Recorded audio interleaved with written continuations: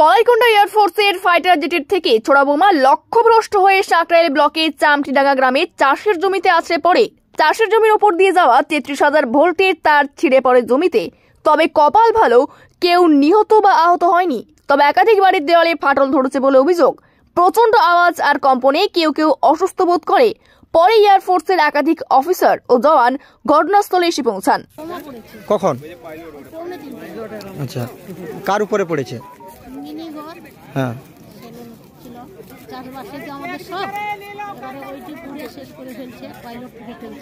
কি অবস্থা?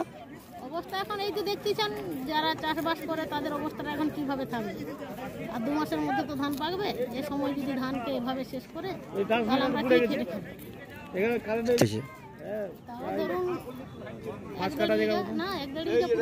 মানে গর্ত হয়ে গেছে পুরো জায়গাটা। আর কি কি ক্ষতি হয়েছে এখানে?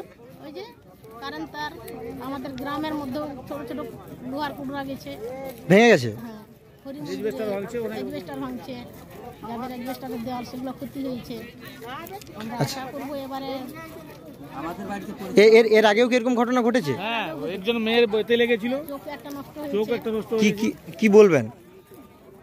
এবারে সেটা তারা বিচার করে দেখুক যাতে এভাবে বারবার না ঘটে, বা আমাদের এই যে এয়ারফোর্সের লোকজন এসছে, এই যে এসছে, কারোর সঙ্গে কথা বলছে না, ফিল্ডে দেখছে, দিয়ে সোজা বেরিয়ে যাচ্ছে। তাহলে এদেরকে আর কি বলবো আমরা। কি নাম আপনার? আমার নাম ছবিরানী দাস। কম পড়েছে ওটা করে। আচ্ছা, কোথায়?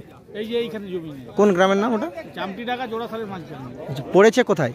ওই যে এইখানে চামটিডাঙ্গার জোড়াসালের মাঝখানে, এইখানটায় সামনেটায় চাষের জমি। আর কি কি ক্ষতি হয়েছে? ক্ষতি বলতে এই ধান টান রয়েছে, এই যে মিনি ঘরটা পুড়ে গেছে, মিনি ট্রান্সফরমার উড়ে গেছে, এই কারেন্ট তারগুলো ছিঁড়ে গেছে।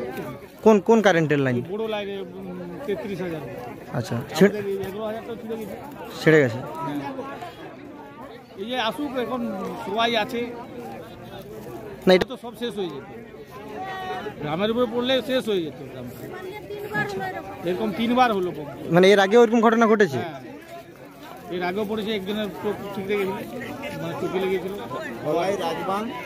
কি নাম আপনার? কি নাম? অজয় কুমার দাস। হয়েছে বলতে বাড়িতে তো ছিলাম, তো হঠাৎ করে বিশাল একটা আওয়াজ হলো, তাকিয়ে দেখি না এখানে বোমটা পড়ে গেছে।